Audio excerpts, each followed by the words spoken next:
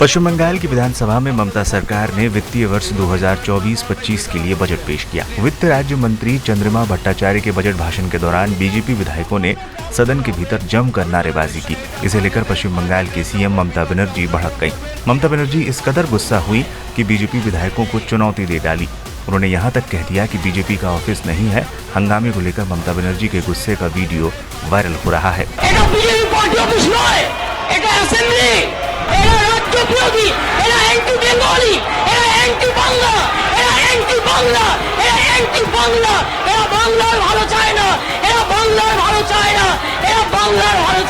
BJP विधायकों के शोर के बीच ममता बनर्जी कह रही हैं, अगर विपक्ष के पास कोई राय है तो वो पूरा बजट पूरा होने के बाद इस पर चर्चा कर सकते हैं। उन्हें अपनी राय व्यक्त करने की आजादी है, लेकिन ये बीजेपी का पार्टी ऑफिस नहीं है, ये विधानसभा है। ये विपक्ष के लिए राजनीति करने का स्थान नहीं है।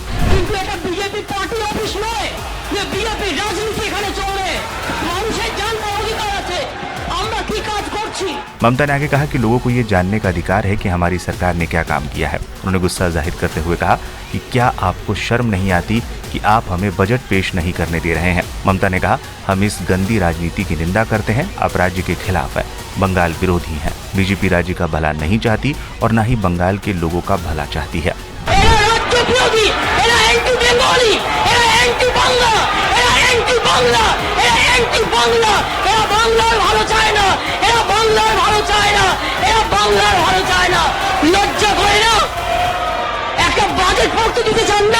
पश्चिम बंगाल के मुख्यमंत्री ने इस हंगामे पर संसद सत्र के दौरान 147 विपक्षी सांसदों को निलंबित करने के फैसले को भी याद दिलाया।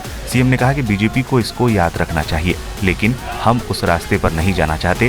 हम इसका मुकाबला करेंगे।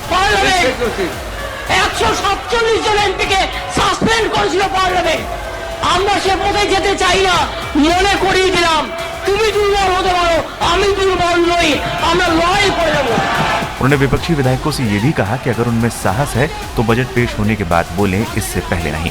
वहीं पश्चिम बंगाल विधानसभा सत्र में आज हुए हंगामे पर विपक्ष के नेता शुभेंदु अधिकारी ने कहा है कि कौन मुख्यमंत्री, वो राष्ट्र विरोधी है। जैसा वो चाहती हैं वैसा काम नहीं कर सकती। ये उनका घर नहीं है। ममता बनर्जी देशद्रोही है। सरकार को उनके खिलाफ कार्रवाई करनी चाहिए। बजट बकवास है।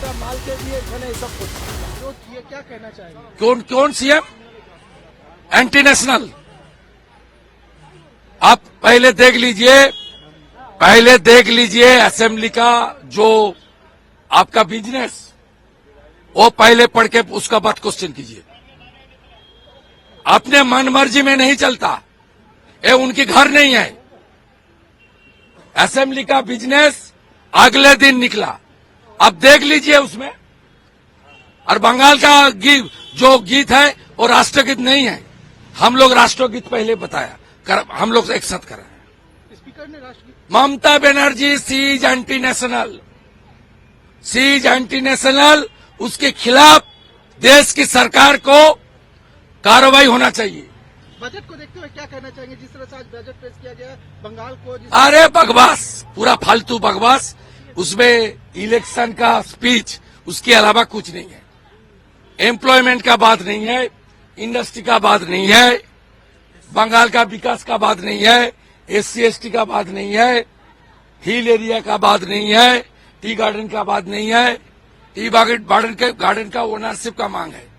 ये पट्टा ऑफर कर रहा है। क्यों पट्टा लेगा लोग? पट्टा तो रेंटल होता है, रेंट में क्यों लेगा? We want ownership. इसलिए ये बजट का साथ बंगाल का जनता कोई सीधा रिलेशन नहीं है।